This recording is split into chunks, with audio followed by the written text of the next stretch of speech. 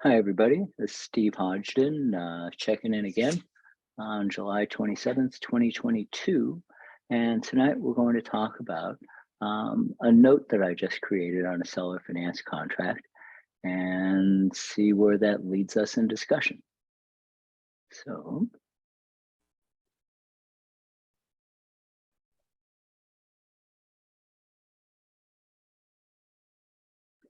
and Ladesha, you want to confirm that you can see a screen that says I just created? I can see it, yes. Yay! For those of you that are new, actually, for those of you that have been around before, you know how much I struggle doing this kind of thing. You would think I'd have it down, but I do not. I just created a $100,000 seller finance note, and I hope Ladesha is not mad at me that I didn't do it with her. But we'll get there. We'll get there. Right? I'm next. Yeah, that's right. That's right. You are. And this is a conversation of what can I do with it now? I follow a bunch of Facebook groups and note selling groups, land flippers, people that do bigger pockets, burr. You know, I spend excuse me, I spend way too much time reading things, and I see a lot of misinformation, and certainly about seller finance contracts. Excuse me. So what did I do? Let's get my face out of the way a little bit. What did I do? I sold 17 acres on the southwest side of Tucson for $125,000. 25,000 down, $100,000 financed by me, and we put that on a standard 360-month amortization at 8%. Makes a payment of $733 a month, and it has a balloon in 5 years. So it's basically a 5-year note. Balloons don't always pay at the end like they're supposed to. Sometimes they pay early. People's circumstances change in 5 years. Typically, I will write a mortgage under an old rule I was taught called 10-10-10. Excuse me, 10% down, 10% interest, 10-year term, which makes a nice compact mortgage note for a single family residence to direct to an owner occupant. This is rural land. The buyer's intent is to relocate from Maryland and put a house on it and live out their days with a view of vast amount of nothingness that is southern Arizona. It's lovely down there. It just is like 115 degrees a lot.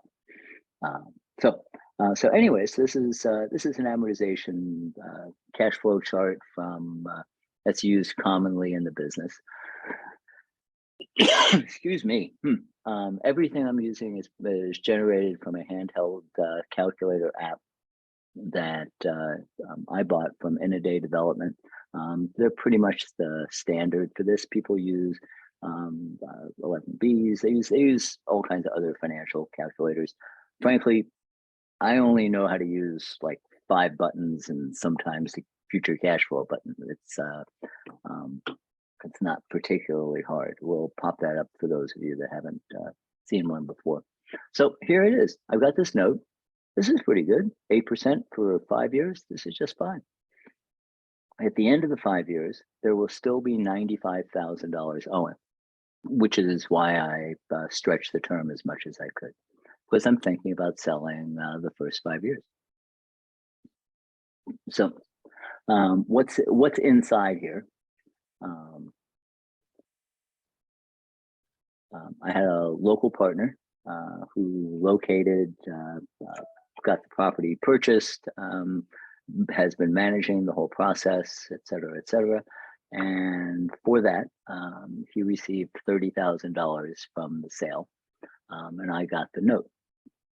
And so my basis in the note is the purchase price was $52,000. Sold for 125, bought for 52. Pretty good spread, right? Hard to do that in houses. It had a fair amount of closing costs and commission. It was a $7,500 commission bill. The partner got 30,000. I'm going to turn off the incoming bell. All right. The partner got 30,000. I had some last minute Federal Express and notary charges for 126. So adding that up, I'm all into this for $92,000, but I got a $25,000 down payment.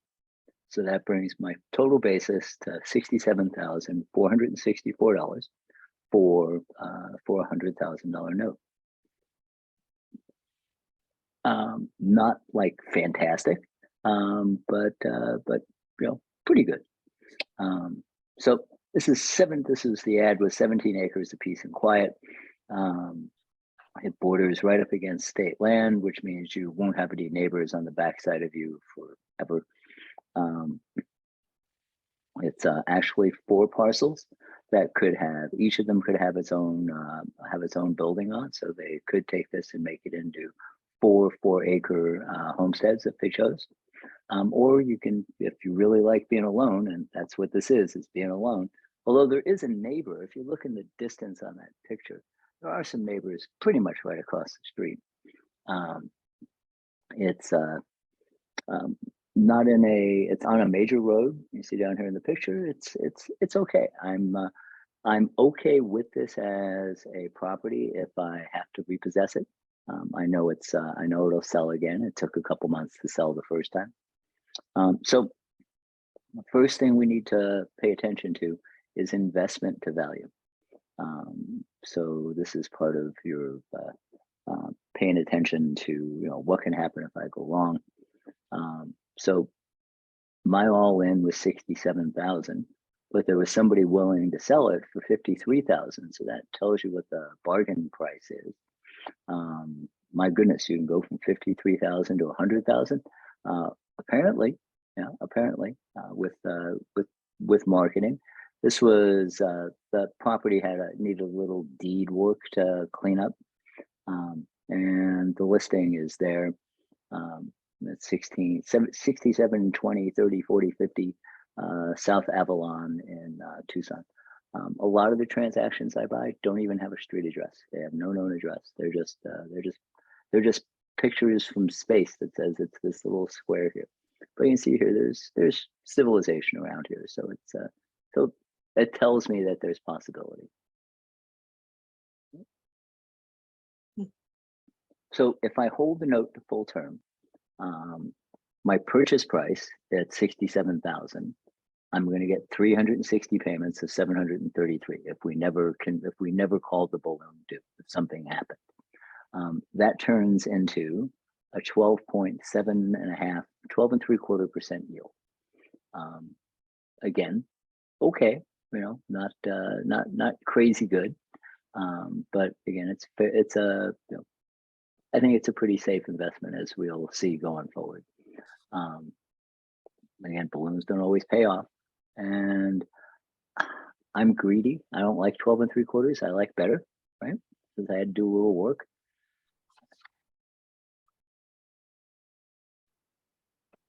So part of writing a note is you underwrite the property, you underwrite the global economic conditions. Good luck doing that today. But you also take a good look at the borrower. And this borrower has a story, which I'm used to stories, because that's the kind of lending I've done for my career. But it comes with trouble. She's a nurse. Her husband's retiring after a stint as a military doctor. Oh, a typo. She had a low FICO. Her FICO was only 608. Part of that is the scorecard I use is not the average one you see when you go to myfico.com. It's a little stiffer. It's written for installment loans. She had a couple of lingering old collection accounts that were like just coming off her credit. They were like 6 years old. But she's got a lot of credit card debt. She's got like 27, I think it was $17,000 in fairly fresh credit card bills on a handful of plastic. And that always disturbs me. All accounts are current. Her husband is not on title. And there was this, that's where you get, okay, what are we doing now? And they're trying to shield assets from an ex-wife who is still looking for compensation. So this property is in the current wife's name only. I don't try not to get into people's fights, but it matters, right? She had an old, I can dig into services that aren't generally available because of my experience. And she had old history of bankruptcy. It was more than 20 years ago that she was in trouble, but she knows how to file bankruptcy and recover from it. So that matters too. Their stated purpose is to hold the property, put a house on it, and retire there within 5 years. They think more like a couple. So this may be only out there for 3 years if they're successful doing what they're doing. Their income was quite good. It was more than $100,000 combined. It was 130 or something. So what happens to if everything goes as planned and it's paid off at the 5-year mark? So I had so in the calculator, you put in 60. You're not going to use the year. You're going to let the computer figure that out. I had $67,000 purchase price. I know my payment is $733. I knew that my future value was going to be $95,000 because I did the 360 calculation before. And when I put that in, if she pays in 5 years, my yield will be 18%. Well, now I'm paying attention, right? So now it seems to be fairly good. I'm at least keeping up with most parts of inflation. Although I bought some Costco cookies this week. I broke my diet and found in the year plus since I bought Costco cookies, a box of cookies has gone from $5.99 to $9.99. That's a nearly doubling of the price of sugar and flour, right? So I don't believe this federal 9% interest rate. There, end of political bit, I hope. So 18%, right? That's okay. So I'm always trying to figure out, how do I make this better, right? How do I make this better? So if LaDacia comes to me and she's going to very quickly and say, I've got another house I want to rehab. And I'm going to say, I don't have any money. Where can I get the money? I could sell the front 5 years of this note. That seems to be a logical. I have somebody in chat. Hang on. Oh, it's LaDacia. Hi. So it seems to fit. There's a 5-year term. There's already a balloon. The loan to value for the person that would buy the 5 years is their investment to value is $36,000 against a property I bought for 52 plus cost made 67 that had been sold for 125. Right. So the retail price of this property is 125,000, and you can have, this is a readily available type of transaction you can find in the marketplace. I don't know who's here. Let me look and see who's here. I was hoping that Dave Putz from JKP Holdings was going to jump in, but he's in New Jersey and this is kind of late for him. But you can find these kinds of notes with some work. The thing I'll tell you is you got to make sure that you're understanding the whole transaction. It hasn't been passed on from broker to broker. That you're buying, I would suggest always buying direct or from a person or company that runs a platform and has some guarantees behind it.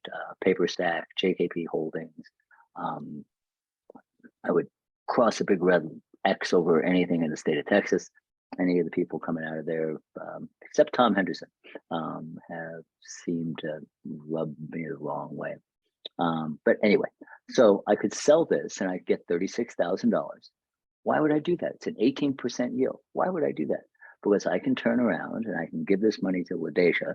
We can buy another house, create another rental, and she can cash it out using the buy, repair, Burr method. buy, yeah, Burr method, right? The refi is the last thing, right? So, or, we've done a transaction that we built in a participation clause that I get half of the upside of the house if it sells, and I get interest along the way. So there's lots of different ways to do these kind of things. But the point is, I know that I can make at least 18% in the deal with LaDacia because we've done 4, and I like her. I don't know this lady at this property, and I like the idea of building rental stock. People need places to live. Anyway, next. So, you guys that take your nights and listen to stuff like this are like me. There it is. Buy, renovate, refi, repair. Yeah. Did you calculate the 36,000? Oh, okay. Yes. So what I did, but back to John's question, is how did I get $36,000? I have payments of $733 a month. I know it's 60 months, and I plugged in a 9% interest rate, and I get this $35,000 number. You get 3, the calculator will give you the 4th. So if I have the greedy, self-directed IRA investor who just can't do anything, has to have some kind of discount. If I discounted this note from 8% to 9%, it's 35,003 to me instead of what there was 36 and a little bit. So good enough. Right? And so, and again, I should have started with, I'm not trying to sell this note right now. And the reason you know that is because I've shown you all my cards on how I came to own it, what my yields. I showed you everything behind the curtain to that you're not going to see from somebody else, but hopefully you'll get from this to be able to do these kind of calculations and figure out what the other person's real deal is. So why would I sell a nice note like this? Again, first is I could put the $35,000 to better use. If I put that to work in a rental that had an 18% return over that 5-year period, I'd have $85,000 in equity or cash by the end if I kept it working all that time. And at this point, I'm trying to stack some retirement money. 66 now, and it's time to start building some cash flow. But when I'm 70, I said at 60 I was going to retire at 65, so here I'm 66, and maybe 72, right? But if I put it to work at 18% every single day, transactions happen, things come and go. You can't make 18% every day. Your money sits cold once in a while.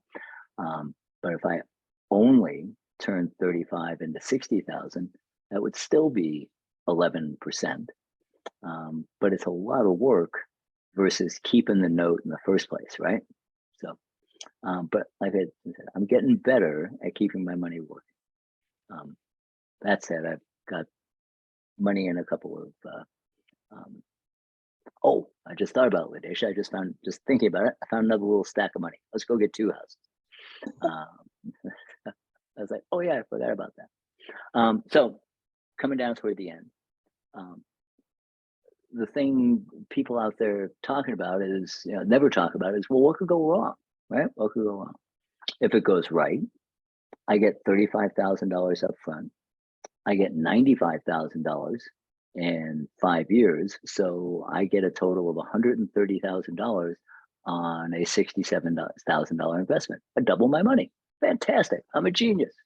If the borrower pays off early, sells the property, I'm not going to get quite all that interest. It's, there's some stuff. But what if it goes wrong? What if this very nice nurse from Maryland has another life event and she defaults, right?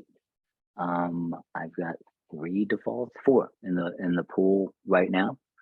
One of them I just can't enforce because the house owner is he's just such a mess. If I throw him out, he'll be homeless, and so he's my charity. I get $500 a month from him when he's working, and sometimes he's not working. But he just brought current. He just paid a couple of $1,000s, but hadn't paid for a good number of months. But anyway, I'm very unprofessional sometimes. Good reason to have your accounts with a loan servicer who sticks to rules. I'm too much of a cupcake these days, which is funny for somebody that owned collection agencies for more than 20 years. Anyway, so the borrower defaults. What happens to you if you were the note buyer of a partial? If you were the note buyer of the whole loan, well, it'd be easy. You would just foreclose and do what you do. If you're the owner of the partial, then it depends on who's behind you for the rest of the partial. If it's a loan that was where the price was grossly jacked up and there's no equity, the person who owns the back end of the note, if that's the way the deal was done, would just let you have it, and then you'd have to go learn how to do these things. I buy back. I do not guarantee, because if I guaranteed a note sale, then I would be creating a security, and I do not have a Series 7 security license. I cannot do that. I cannot solicit this. I am not soliciting to sell this. I'm telling you that people will tell you that they will guarantee payments. They will tell you that they will guarantee payments, and that's against the law. Okay. My contract says at any time I can buy the account back for 110% of where the balance is at that time, or you can sell it to me if you want to get out of it for 90%. So either way, one of us is going to take a 10% haircut to untie the transaction. Not super onerous. It's been that process was taught to me by some really old folks, been doing it for a long time. Keeps us all on level playing field. I'm never looking for one-off transactions. I'm always looking for partners. So that takes care of that. It'll take 6 months to cure a non-owner occupied foreclosure in Arizona. That's been my experience. What happens if suddenly it's 2009 again? What if it's worse than 2009? We got all kinds of good stuff going on, from monkeypox to COVID masks back on to you can't get wheat in Europe because of the war in Ukraine and Russia. It just on and on and on, right? What if this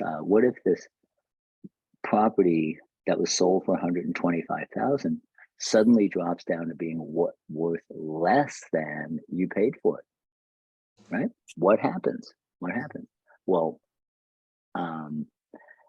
again, now you're back to counterparty risk. Who are you doing business with? How long have they been around?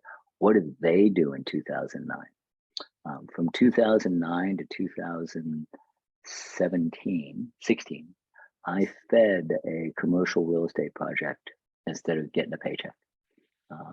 I did not default on a $2.5 million one.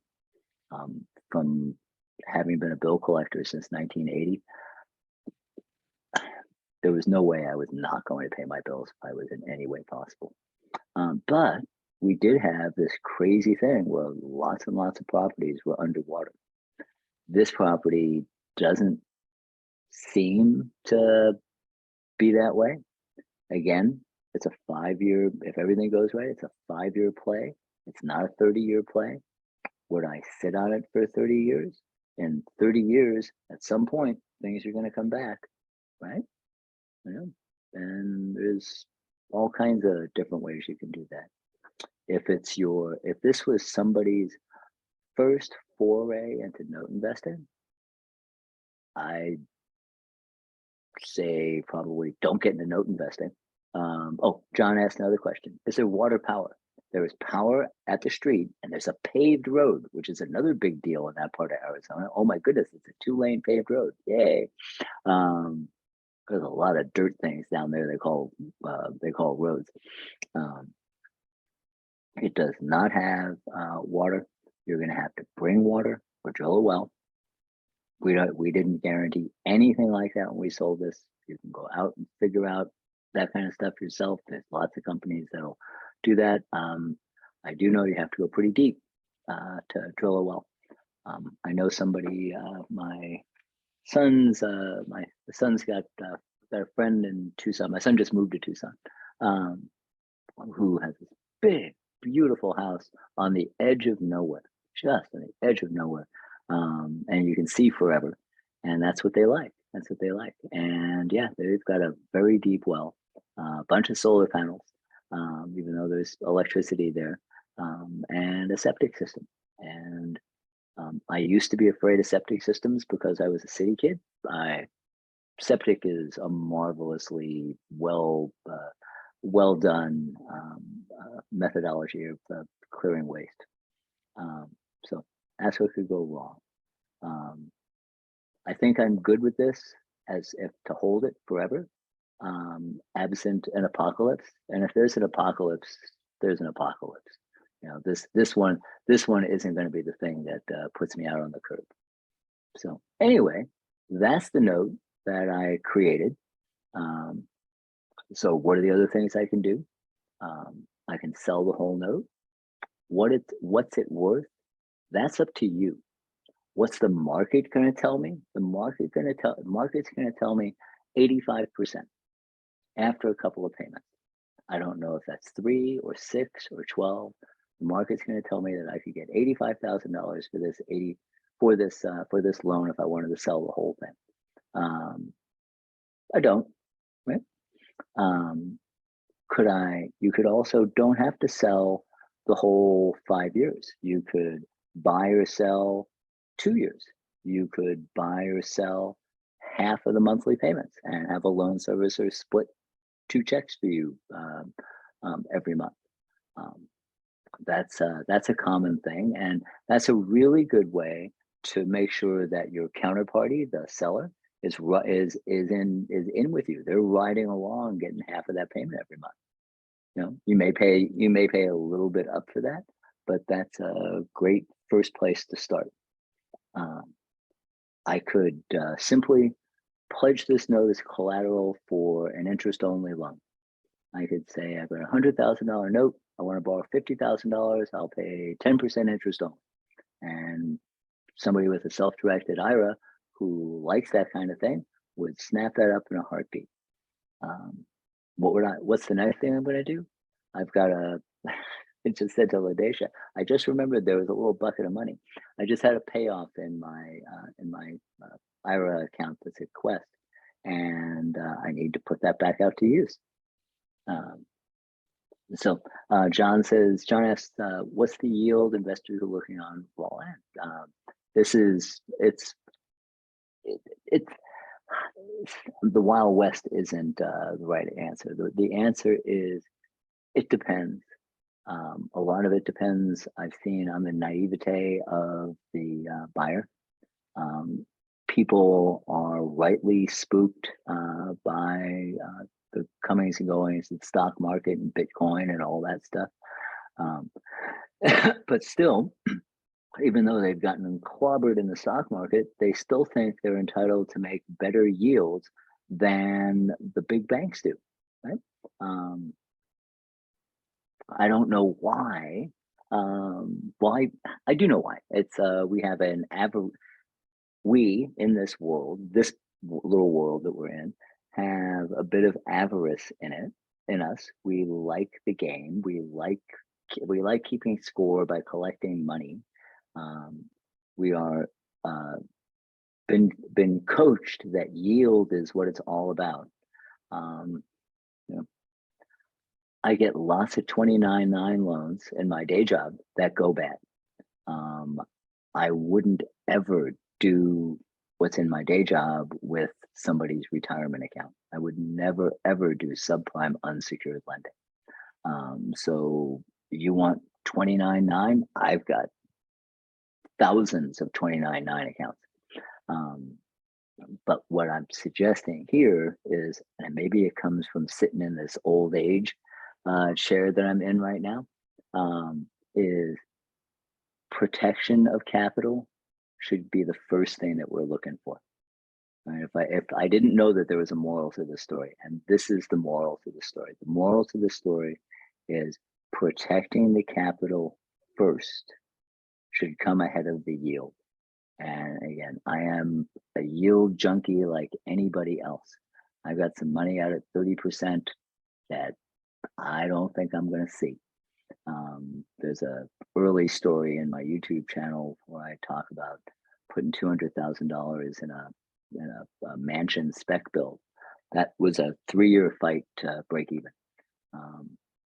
So people come here and we're supposed to be talking about passive income, right? Well, notes take a little bit of work to keep them moving along. But we're also supposed to be focused on, again, gray hair, retirement, not having to do the 9 to 5, all that. And I'm going to say again, I think I'm telling myself I got to pay more attention to return of capital instead of what the yield is. So it's not yield until it's paid, right? So wow, that was like a lecture. I'm sorry. So that's the pitch. That's the pitch. Straight up a half an hour. I'm so proud of myself. The floor is open. Unmute your mic, ask questions. I'll open up a calculator if we want to play with that. Actually, I should probably do that. I should probably share.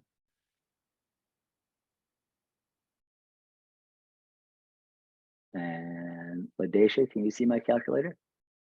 Yes, I can see it. Oh, good. All right. So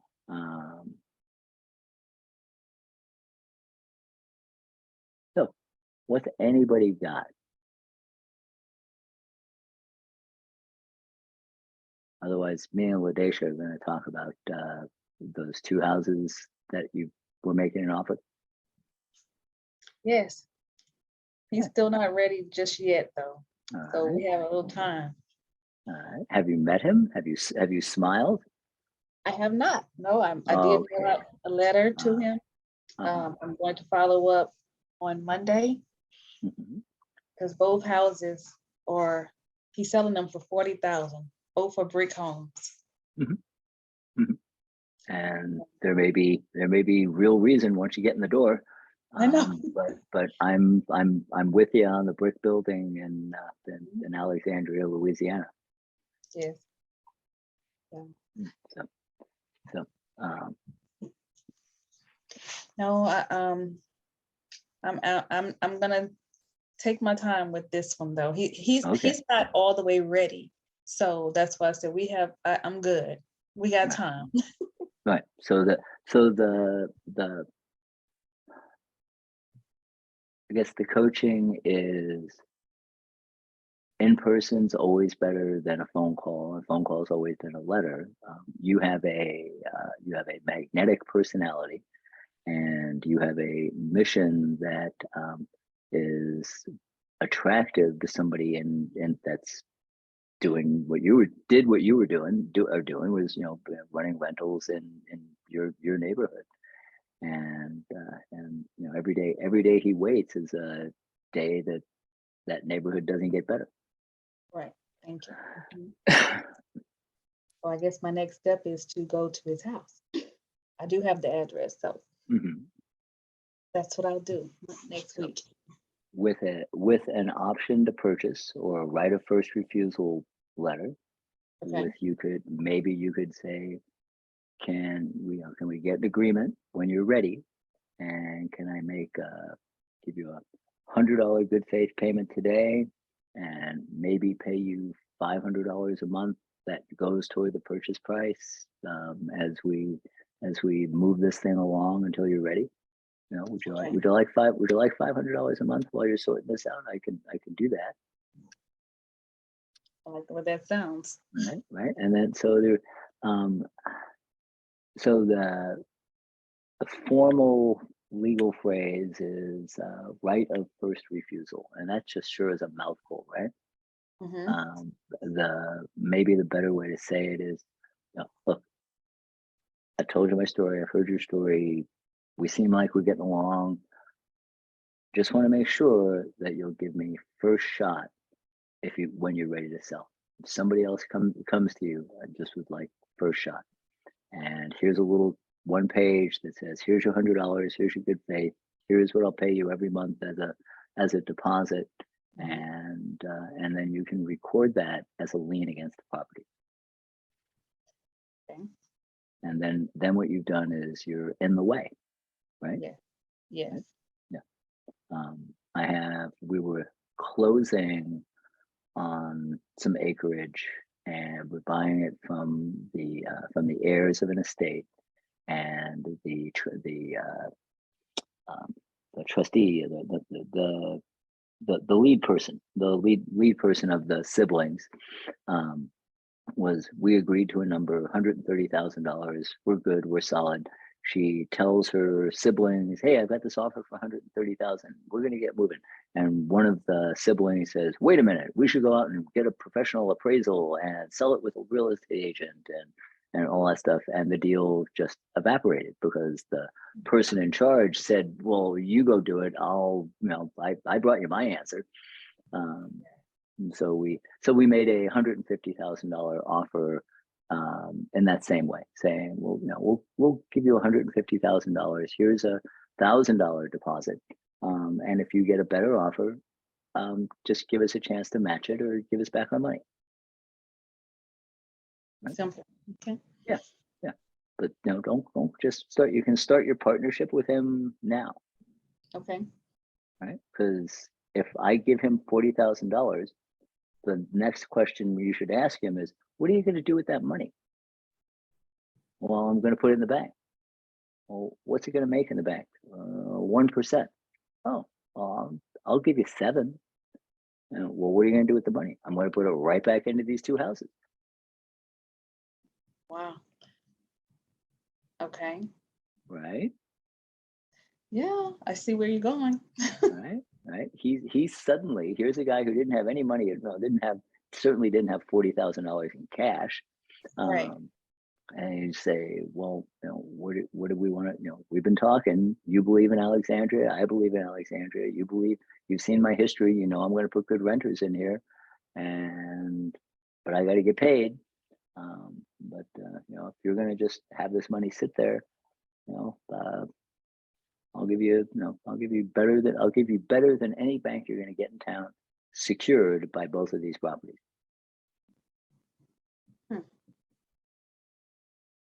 Or secured by something better. Right. The note could say, these properties or any better real estate that I move the mortgage to. So you could move it to Leland or Daspit or something else we buy. Right. Right. We just opened up the creative financing class. I see this. Look, my head is twirling. Right. John wants to jump back to my concern that I do not have a dwelling. No, I like that the property is vacant. I've become a fan of empty land.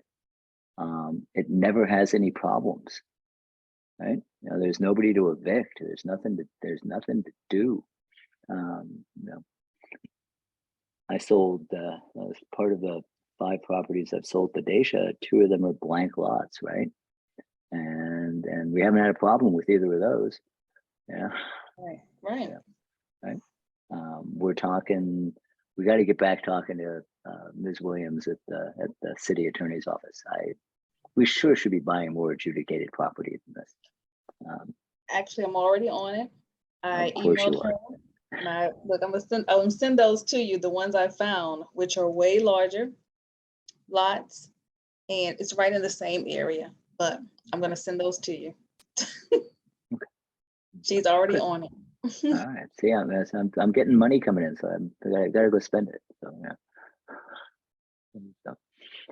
So I put this put this calculator up here to say, well, what if you put that $40,000 back to work and paid them 10%, you know, or if you paid them, like I said, 7, and 40.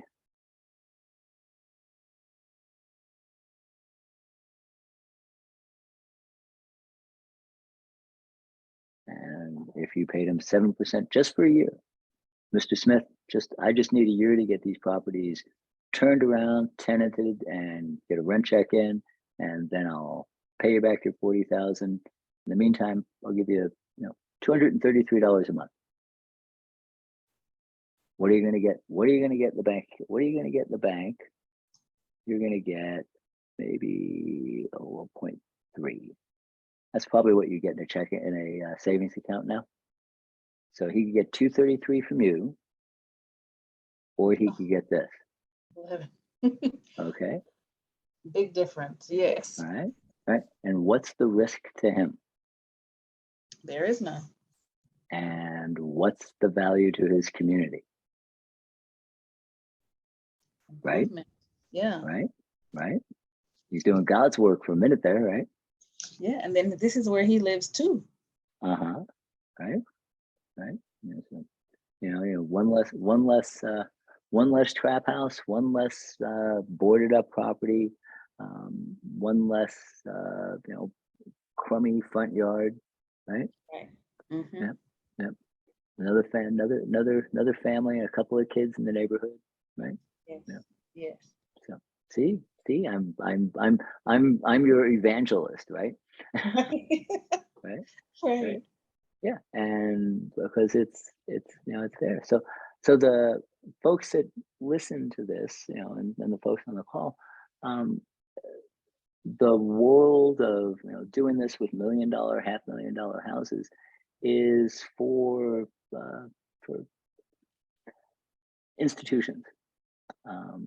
So an institution can't play in the sub $200,000 world. So they just leave all that stuff to us. While the absolute dollars aren't fantastic, still, you know, I'll go back here. Can we see the amortization table? Yeah. Let's see if I can change that share. That first note.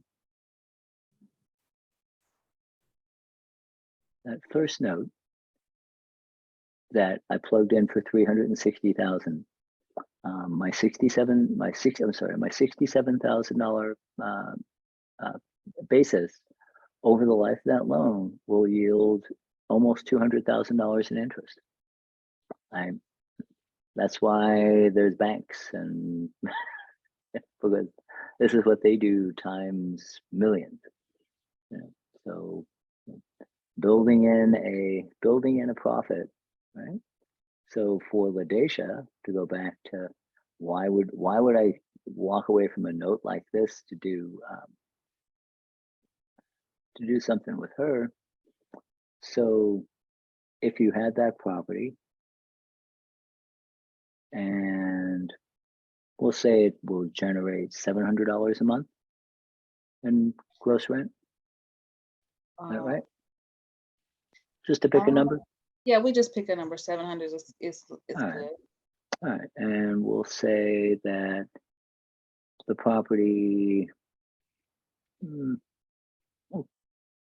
we'll say it cost a ton to fix it up, right? So you bought it and fixed it up, you're into it for 50.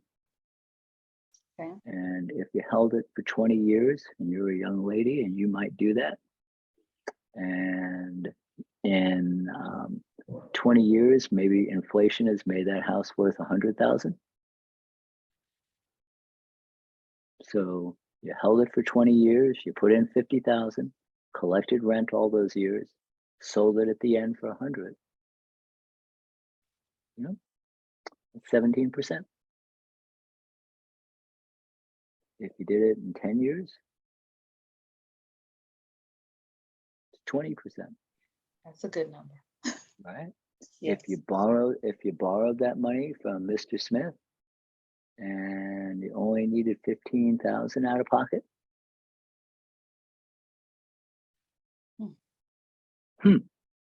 Yes, right? that's Right? really good. Yes, All right. And this is what you and I are trying to do, right? right. Right. We're trying to do them one by one, and try to get you. I want to get you to 10. I want to get you to 10, and then you'll be teaching me. You know, so, so Almost there. Yes, yeah, yeah, right. And so, um, that's all really right, good. all Mhm. right. So I like this is the end of my pitch. All right, we want LaDacia to make 57% on her time and effort, time and money, right? And she will work herself to the bone to get there. I'll do it. I know, I know. So, all right. Oh, I see another pop-up question. What if they fail to pay? You get back the property and no one wants to buy it for ever, right? Forever, for years. What happens? Now we're talking Tucson, in the desert. I liked this one because there were neighbors. I've got other properties that I've sold on terms that you couldn't find anybody near you with a telescope. I mean, I've got a note in Costilla, um, Colorado, which is north of Durango. There's nothing there. And there's a lady paying it because she's hauling her RV out there and is going to live in the RV. Okay. Um, Nobody wants it for a few years. It's 17 acres and 4 parcels. I can cut it up into 4 parcels and sell it 4 different ways. I can sell it on terms again. If nobody wants to buy it, well, my kids are stuck with it. Right? And there's a bunch of other stuff my kids are stuck with too. There's a scattering of this kind of junk literally all over the country. Well, there's stuff in Pensacola. I just sold a note that I had in Maine. It was 20 acres of nothing but trees. And my feeling was that they could cut the trees down. That'd pay for the place. I don't know. I think that was just me making something up. We had a bunch of stuff in Washington, some in the desert in California, a bunch of lots that we flipped in Tucson and Phoenix. It is. My partner says there's a price for everything, and this sold at 125. If nobody likes it at 125, maybe somebody likes it at $500 a month. Right? So it only costs $500 month one. It's a great deal until year 10. I don't know. I've had property sit for a long time. A lot of what we're buying are things that have been sitting vacant forever. We were talking, LaDacia and I were having a little sidebar talking about adjudicated properties in Alexandria, Louisiana, which is a very poor town. And the way the city deals with blight is they take the house for failure to pay taxes. They will often bulldoze it, which creates a bill on the property that's owed by the owner. They'll assess all these fees and they'll run up a big bill on a property that's not worth anything. And then after a number of years, 10, right? Maybe more, these things sit on the tax rolls and are available to sell. You have to be a special kind of buyer to go in and buy that kind of thing. There isn't a whole lot of competition buying adjudicated blank lots in a very poor inner city area, unless you're LaDacia and That's we're right. looking at maybe I can take a mobile home that's been divided into 4 studio apartments, drop it there and charge rent. Maybe there's Section 8 that they need. I it's grimy, tough work. It is. It is. But I agree with my young partner that there's a price for everything. I paid 67 for this house. I've lost money on property before. most of the time I've lost money on property is because I chickened out and sold. I didn't go through the whole fight, and now I'm at a point in my life where, you know, I'm gonna fight to the end because I don't care. I just you know, I'm just not gonna give up. And when I do that in my stock market holdings, I get creamed. When I do that in real estate, things eventually come back. Right? There's a, you know, unless it's contaminated, there's a use for it.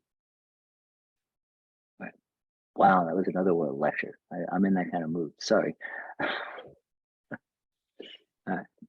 Great information. That's what it is. Just telling stories. So, anybody else got anything? Coming up in our hour, and I'm gonna go figure out what's for dinner. All right. Okay, so this will be up on YouTube tomorrow. So, oh, and John says, what am I leaning towards? If Dave from JKP Holdings had joined us tonight, we would have had a conversation about selling it on his platform.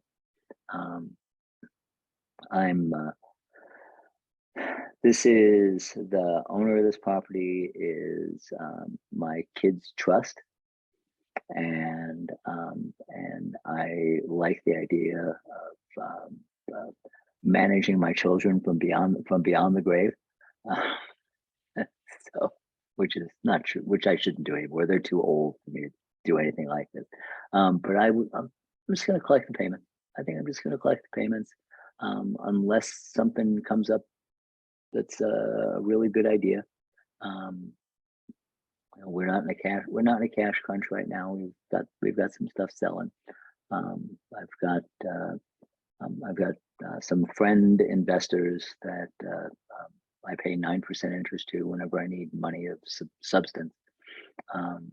We bought a crazy amount of real estate in the last year. We've got a lot. We've got 20, I think it's 24, 23. No, too close today. So 22 properties on market or in escrow right now, which is bananas for us. Some as little as $18,000, all the way up to what's the biggest? The biggest is just shy of $250,000. For $225,000, you can buy in New Mexico what is called a section. It's a real estate term. A section is a square mile, 640 acres. I've just bought my first section. I can't even comprehend what a square mile of New Mexico high desert is. But what I do know is one of the neighbors who owns a cattle ranch. So he and other cattle ranchers are the targets for selling his property.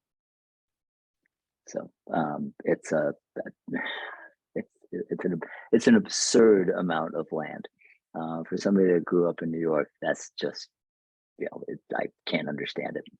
But we paid 225, and we're hoping to get out north of 350. So I'm happy with that. But could be 6 months, could be longer. We'll see. But anyway, thank you all for joining in. I appreciate you being here. Thanks, Steve. All right, and good to see y'all. Oh, and somebody says, "Oh, would I please share my YouTube channel?" Oh, it's easy. It's my name, and I'm gonna put it in the chat. Steve Hodgdon,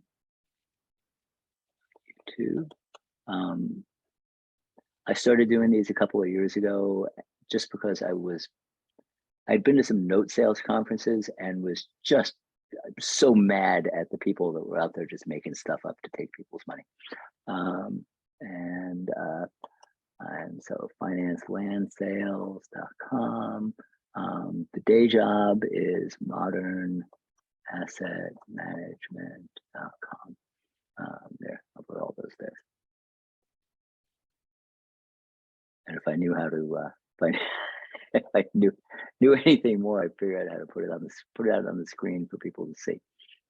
So my name's Steve Hodgdon, SteveHodgdon, and so you can find me. You can find a bunch of this nonsense there. So I hope you check it out and join us. Ask a question, and so anyway, Ladesh and I are going to go find some stuff to burr and talk about next month. Yes, thank you, Steve. Okay. All right. Anybody's got any questions? Just let me know. All right. Thanks all. Bye bye. Bye. Good night.